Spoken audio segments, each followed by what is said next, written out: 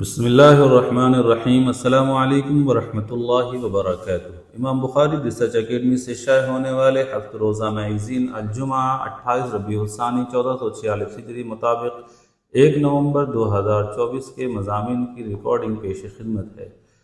الحمدللہ رب العالمین وصلی اللہ علی النبی الامی الکریم، اما بعد۔ پہلا مضمون ہے اصلاحیات، اپنا محاسبہ کریں۔ مضمون نگار ہیں مولانا محمد فرید حبیب ندوی۔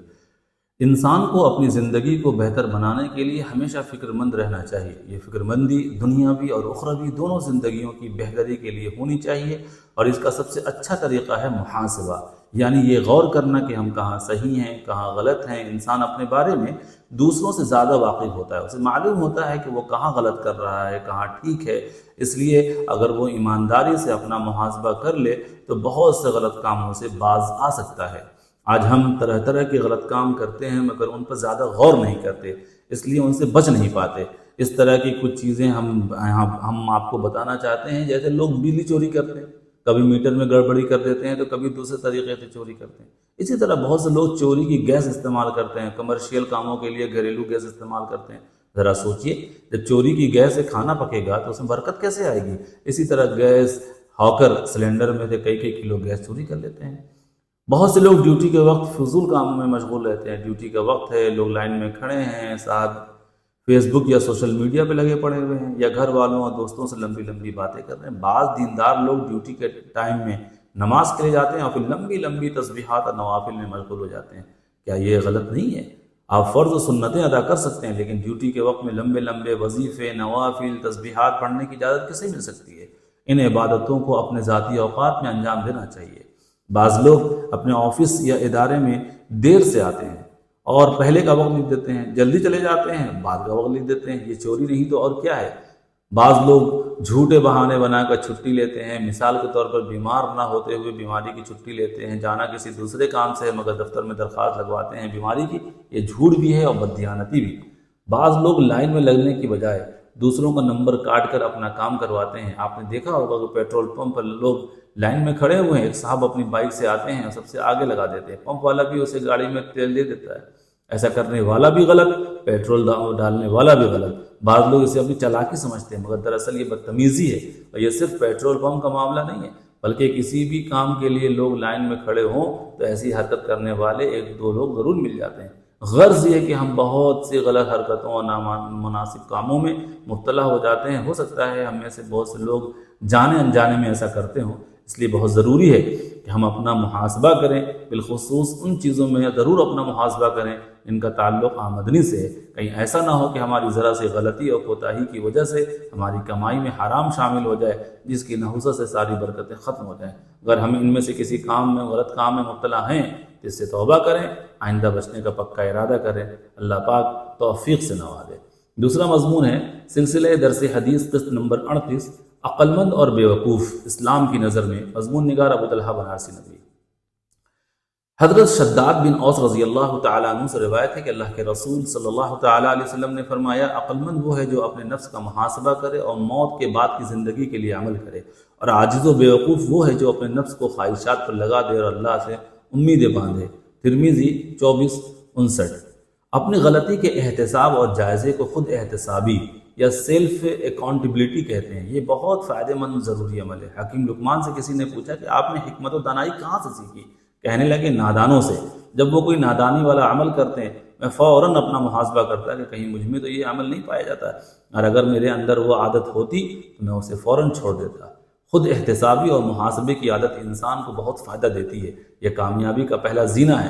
اس کے ذریعے سے ہم اپنے اندر پیدا ہونے والے مثبت یا منفی اعمال کا پتہ لگا سکتے ہیں، اپنی خوبیوں اور خامیوں پر نگاہ رکھ سکتے ہیں، اپنے اخلاق و کردار کو سنوار سکتے ہیں، اور لاپرواہی کی زندگی اور اس کی عادت سے جان چھڑا سکتے ہیں۔ جو شخص اپنے اعمال کا جائزہ لینا ضروری نہیں سمجھتا وہ کبھی بھی ترقیات کی منزلیں طے نہیں کر سکتا، کیونکہ اسے اپنی کمیوں کوتاہیوں کا علم ہی نہیں، جس کی وجہ سے اصلاح نہیں ہو سکتی اور وہ اپنی پچھلی غلطیوں سے سبق نہیں سیکھ سکتا۔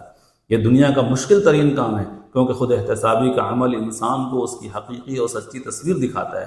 اسے اس کے اصل روپ سے متعارف کراتا ہے، اس کی سستی و کاہلی، آرام طلبی اور غفلت کی نیند سے بیدار کرتا ہے۔ جو شخص اپنے مشن، اپنے مقصد، اپنی منزل، اپنے کام کرنے کے میدان کو متعین کر کے خود احتسابی کرتا رہتا ہے تو کامیابیاں اس کے قدم چومتی ہیں اور بلندیاں اس کا پتہ ڈھونڈتی ہیں۔ اس لیے ہم سب کے لیے ضروری ہے کہ دوسروں کے اعمال پر داروغہ بننے کے بجائے ہم اپنے اعمال پر نظر رکھیں، موقع نکال کر اپنا محاسبہ کریں، جائزہ لیں اور دیکھیں کہ کہیں ہم اپنے اللہ کی مرضی کے خلاف تو نہیں چل رہے ہیں۔ اگر ایسا ہے تو ہمیں فوراً توبہ کر کے اپنے اللہ کی طرف رجوع کرنا ہوگا، ورنہ آخرت میں ایک ایک عمل کا حساب دینا ہوگا۔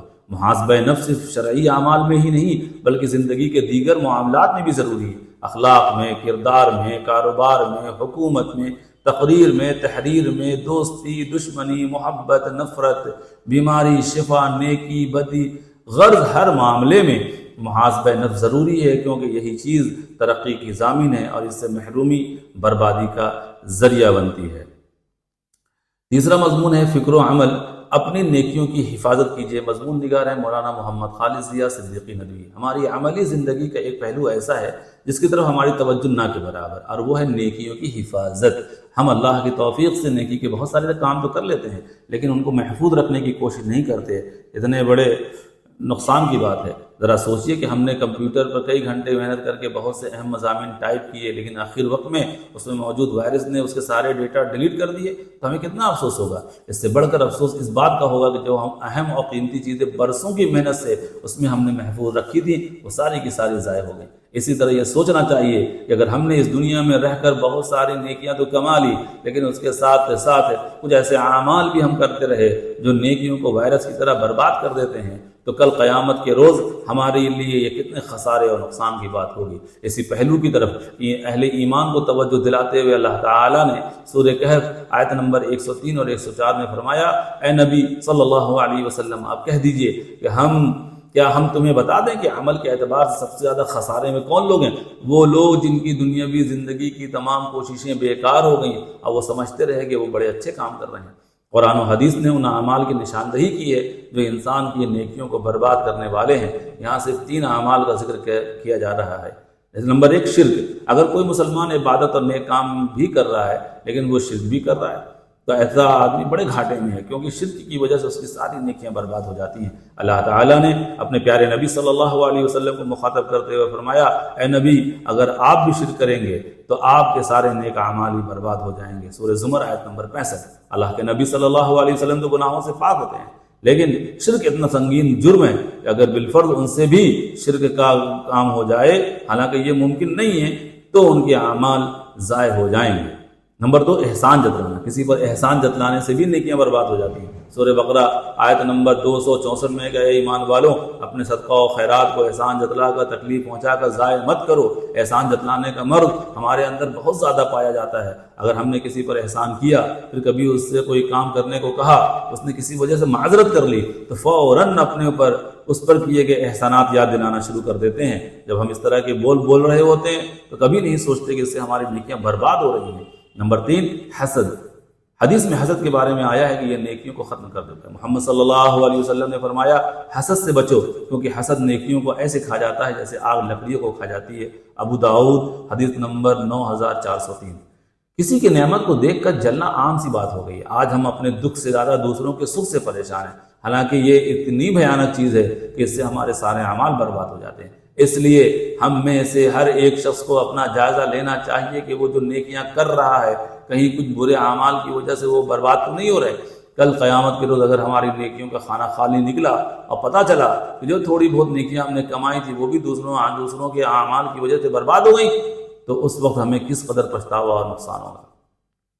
چوتھا مضمون ہے مسائل سے متعلق کہ جوائنٹ فیملی میں نامحرم سے پردہ کرنے کا طریقہ۔ جوائنٹ فیملی یعنی جس میں عورت کے نامحرم یعنی دیور جیٹھ بھی رہا کرتے ہیں، اس میں پردے کا حکم ختم نہیں ہو جاتا بلکہ پردہ کرنا لازمی اور ضروری ہے۔ البتہ ویسے گھر میں چونکہ چہرے کا نقاب کرنے پر پردہ کرنا مشکل ہوتا ہے تو شرعاً اس بات کی گنجائش نکل جاتی ہے کہ عورت کا کام کاج کے دوران سر پر بڑی چادر یا دوپٹہ رکھ کر کام کرے۔ اگر نامحرم کے آنے کا احساس ہو تو اپنا رخ دوسری طرف کر لے، اور نامحرموں کو بھی اس بات کی پابندی کرنی چاہیے کہ گھر میں داخل ہوتے ہوئے اپنی آمد کے بارے میں آگاہ کریں، خواہ بیل بجا کر یا کھنکھار کر۔ پھر بھی اگر غیر ارادی طور پر نکاح پڑ جائے تو انشاءاللہ عند اللہ مواخذہ نہیں ہوگا۔ دارالافتاء بن نوری ٹاؤن۔ والسلام علیکم ورحمۃ اللہ وبرکاتہ۔